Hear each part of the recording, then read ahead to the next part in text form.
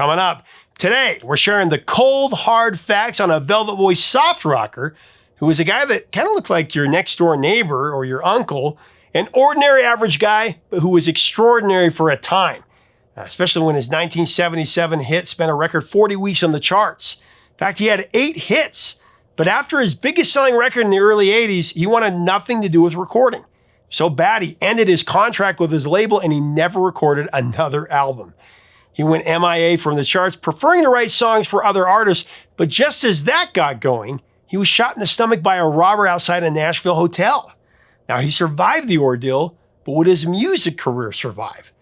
At that point, he seriously thought about packing it all in.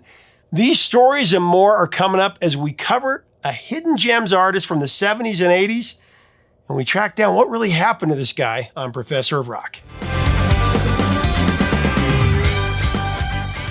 Hey, music junkies, Professor of Rock, always here to celebrate the greatest artists and the greatest songs of all time. You know, if you used to watch the Hollywood Squares polling for your favorite celeb, you're going to dig this channel of deep musical nostalgia. Make sure to subscribe below right now. Click the white button and click the bell so you'll always know when our stuff comes out. Also, sign up at ProfessorofRock.com. We got a special guest talking about the best of 1985 for the next couple of weeks. You're going to love it. Today, we're going to solve a music mystery. We do this from time to time. This mystery is really twofold. Number one, for some, it's going to be who's the guy behind all those familiar hits from the late 70s and early 80s that took over radio. And the second part is whatever happened to him. He had one of the biggest hits of the late 70s, I Go Crazy.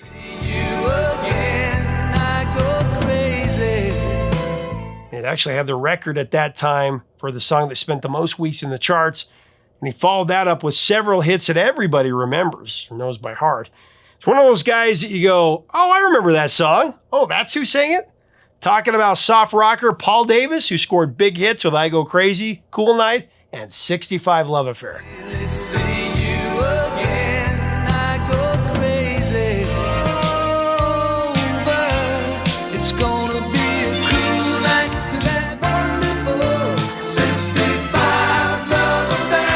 He's been called a yacht rocker, a soft rocker, a balladeer, name it. But what happened to him after his heyday in the 70s and 80s? We're going to find out. First of all, Paul Davis was born on April 21st, 1948 in Meridian, Mississippi. From an early age, Davis showed a strong interest in music, particularly rock and R&B, which would later influence his signature blend of soft rock, pop, and blue-eyed soul. By the mid-60s, he was performing in local bands like the Six Soul Survivors and the Endless Chain, honing his skills as a singer, keyboardist, and songwriter on the bar band circuit.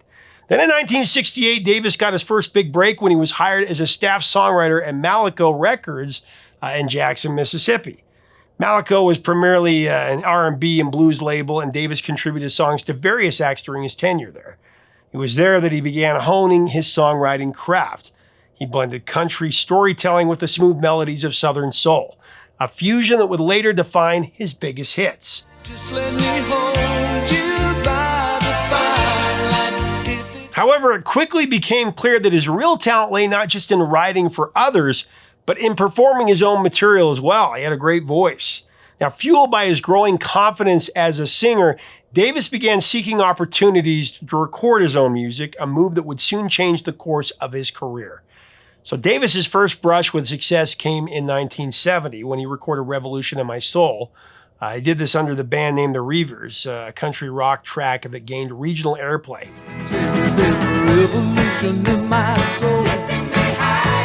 That very same year, Paul's career took a major leap forward when he was signed by Burt Burns' widow to Bang Records. Then Davis's first solo single was a cover of the Jarmels' 1961 doo-wop hit, A Little Bit of Soap. Davis's laid-back, blue-eyed soul rendition was a mid-chart hit. It came in at number 52 on the Billboard Hot 100 in 1970. And that success opened the way for his debut album, A Little Bit of Paul Davis, that was released later that year.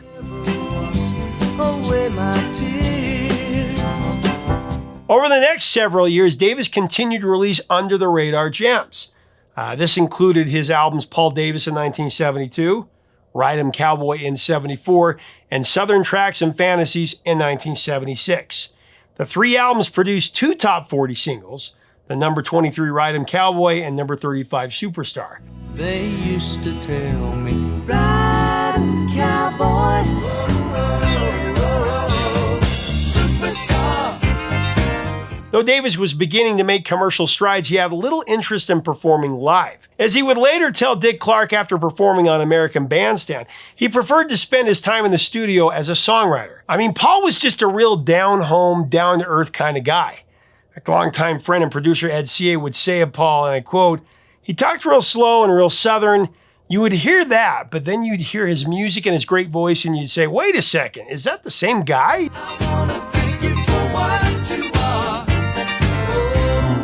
In 1977, everything, and I mean everything, changed for Paul Davis.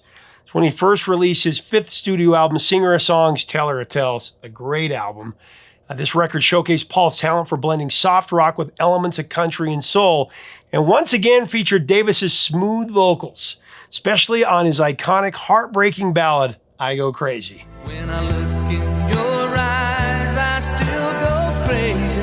This soulful track helped define the soft rock sound of the late 70s, and it really established Davis as one of the most distinctive voices of the soft rock era.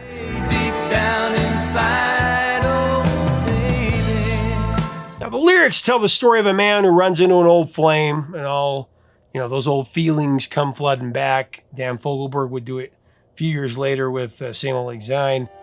Met my old lover in the grocery store. But describing the origins of I Go Crazy, Paul Davis said in that quote, "That song was me reminiscing through my teenage years, and any time that anybody has had a love affair, romance with somebody, and they see him years later, that old flame sort of sparks up, and you can't help but go back and remember some of those good times." It wasn't about anyone in particular. A lot of times with my songs, I fantasize because everything I write about didn't really happen to me. You say he satisfies your mind. Now, at that time, Davis was strongly considering a shift from performing to focusing solely on songwriting.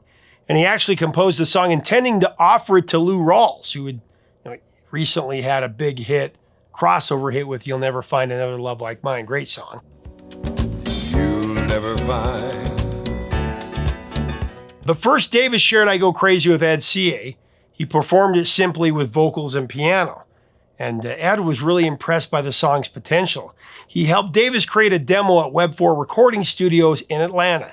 Said say in a quote, "At that point, Paul was kind of frustrated at being a recording artist. Came over to my apartment and he played it on keyboard and it was great." Hello girl, it's been a while. That demo was presented to the widow Burns. She was the head of Bang Records, took it over for her husband. She was captivated by it. She said, "You ain't giving this to Lou Rawls. Get back there and make a record." Following the directive, the team expanded upon the initial demo. With his melancholy melody, gentle electric piano, and Davis's yearning vocals, I Go Crazy struck a serious chord with listeners, reaching number 7 on the Billboard Hot 100. Now, incredibly, it stayed on the chart for 40 consecutive weeks. It set a record at the time for the longest charting single ever, a distinction it held until it was surpassed by Soft Cell's new wave classic Tainted Love in '82.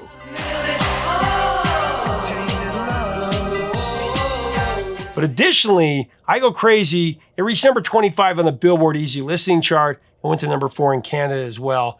After I Go Crazy, Paul Davis released 2 more singles from the Singer of Songs, Teller of Tales album.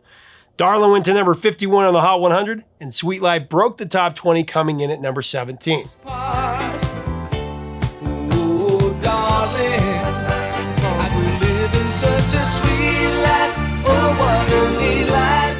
Coming up next in 1980, Davis released another self-titled LP which featured the number 23 single Do Right, a track that Davis called a real personal song about his family and the state of the world. So I wanna do right, wanna do right. Other notable songs included Let Me Know If It's Over, Do You Believe in Love, and Cry Just a Little, which was a top 40 adult contemporary hit. But unfortunately, the album struggled to find an audience and it stalled at number 173 on the Billboard 200 albums chart. So he had a struggle after such a big song with I Go Crazy. I'm gonna cry just a little lie. At this point, Paul moved to Arista Records and was ready to take the next step in his musical evolution. He was ready to focus on a more polished contemporary pop sound. This change took shape in his 1982 album, Cool Night. This was a refined, smooth blend of soft rock, jazz-influenced arrangements, and R&B grooves.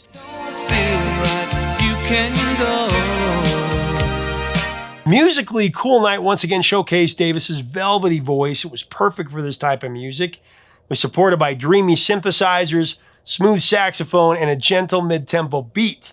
It fit perfectly into the early 80s soft rock, alongside artists like Christopher Cross, Air Supply, and Daryl Hall and John Oates.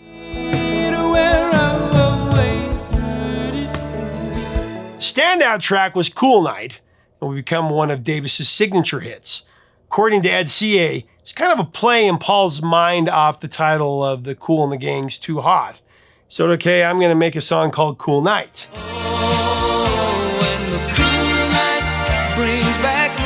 Paul Davis would say the song is about spending one more evening with a woman you love and who may or may not still love you.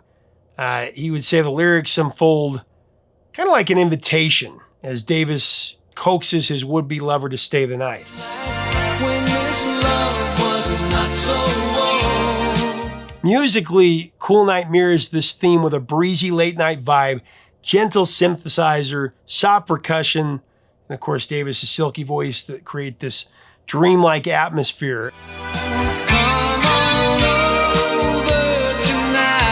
The song captures the magic of a love that hasn't burned out, but one that's merely cooled, waiting to be reignited. Cool Night. It actually peaked at number 11 on the Hot 100 and number 2 on the AC charts, the contemporary charts. Like I Go Crazy, Cool Night encapsulated Davis's gift for capturing romantic nostalgia. It's gonna be a cool night. And then the album's other successful single was 65 Love Affair, a nostalgic feel-good anthem that romanticizes youthful innocence and the thrill of that first love, 60s style.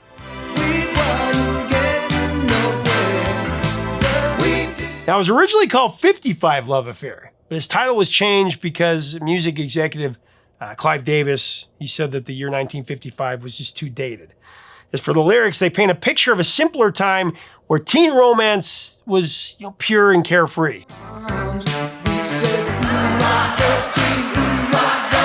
Paul uses bright, upbeat melodies and playful conversational lyrics to evoke that energy of the 60s, even though the song was released in the early 80s.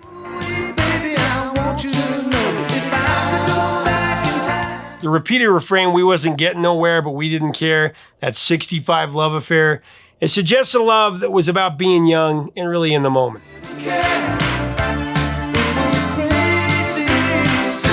Musically, 65 Love Affair leans into the era's doo-wop influences, reinforcing its retro theme. I mean, I knew every word of this song because my dad had the cassette, sang it all the time. He offered me the imaginary microphone when we were driving along. And I, of course, being embarrassed, would kind of sheepishly sing along. It just takes me back to those memories, early 80s, driving around with my dad in the pickup. And I miss those carefree days. I miss my dad. It's a song that reminds me of him. And so I'll always have a special place in my heart. Paul Davis, his music, especially at that time, it meant a lot to me.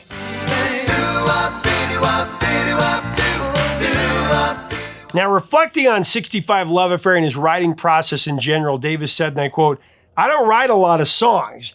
Generally, I record everything that I write. If I'm going to cut 10 songs, I don't really have 15 or 16 songs to choose from. I'd be lucky if I have 8 because I take a long time to write. If I think of a ballad idea, I spend a lot of time on it. However, 65 Love Affair, that one came really fast."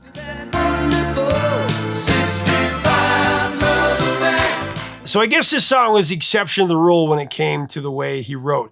65 Love Affair would actually become Davis's biggest hit. Went to number 6 on the Hot 100, and it went to number 5 on the US AC chart. Internationally, it reached number 13 in New Zealand and number 11 in Canada. As for the Cool Night album, this would also be Paul Davis's biggest one yet. Unfortunately, Paul Davis was not happy with the result, which is weird. Not because he thought it should have done better, but because he felt the songs were just too commercial. They were too bubblegum for his taste. Reportedly, Davis hated it so much that he ended his contract with Arista, and he never recorded another album again. Though albums were off the table, Davis did record a few more songs in the 80s. He actually had a 1982 contribution to the Karate Kid soundtrack, It Takes Two to Tango. You remember this one. What I want is, it takes two to tango. In 1986, he also landed a track on the About Last Night soundtrack. If we can get through the night. So relocating to Nashville, Tennessee, Paul decided to step back from recording and focus on writing songs and working as a studio musician.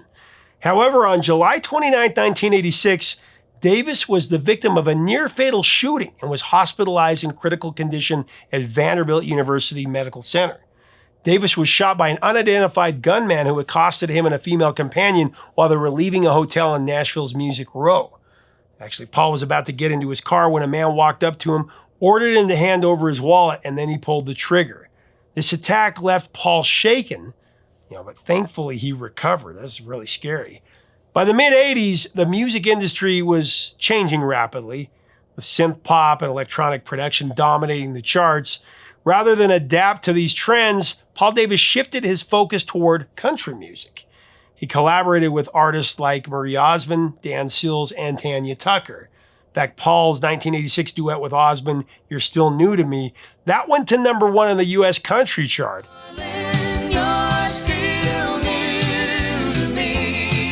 So did his song with Tucker at 1988's I Won't Take Less Than Your Love. I won't take less than your love. I actually had a chance to talk to Marie Osmond about Paul Davis, and she got really emotional talking about him. Here's what she said. Paul Davis, tell me kind of some memories about Paul that you remember.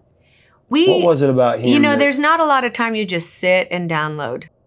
Because everybody's busy, everybody's going, but we would go and sit and download and talk, and there was this, That's okay.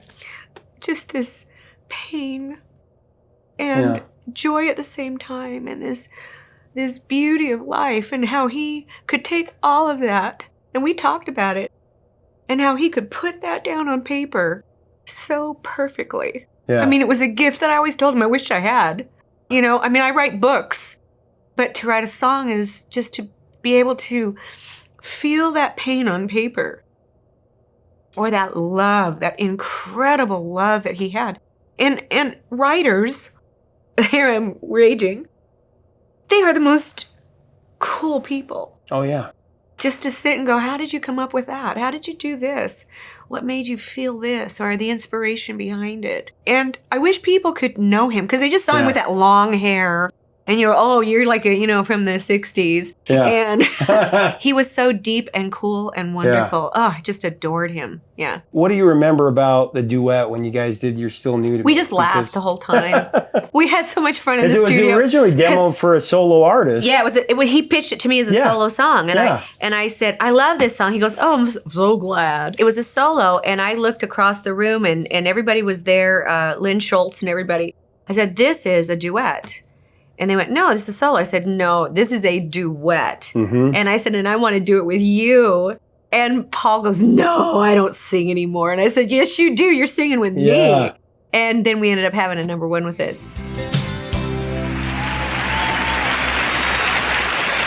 Now, Paul Davis more or less left the music industry for good in 1988, but began writing and recording new music for himself again in the 2000s, including the song You Ain't Sweet Enough.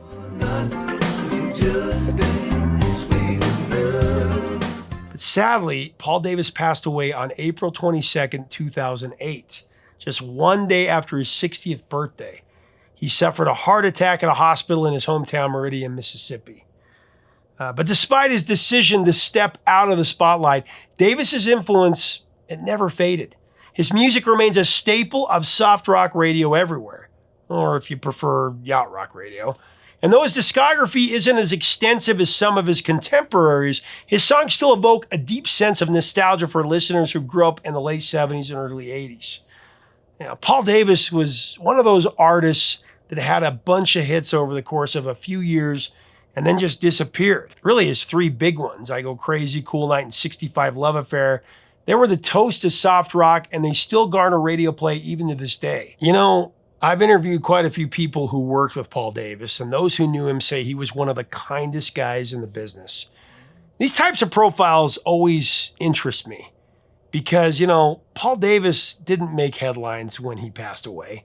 He didn't win a bunch of Grammys, but he wrote several hits that will stand the test of time, and he never let his talent go to his head. He was always kind and generous. I've been thinking a lot about this lately.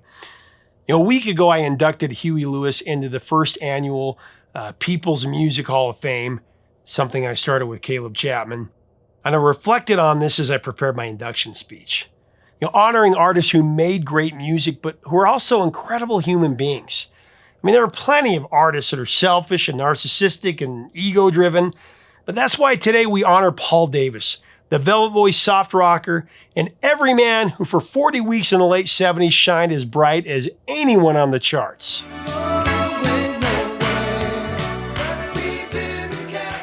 Thanks so much for watching. Leave us a comment about Paul Davis, who made history in 1977 into 78. What are your memories of these songs, or what are your memories of Paul Davis? Again, I love these kind of profiles because these were great artists who were regular people, down to earth, who wrote great songs that we still remember today. So let's have a great discussion and honor Paul Davis the right way. I wish I could have interviewed him. Seemed like a great guy. If you like our content, we invite you to subscribe. We would love to have you as part of our community to keep the music alive. Until next time, 3 chords and the truth matters.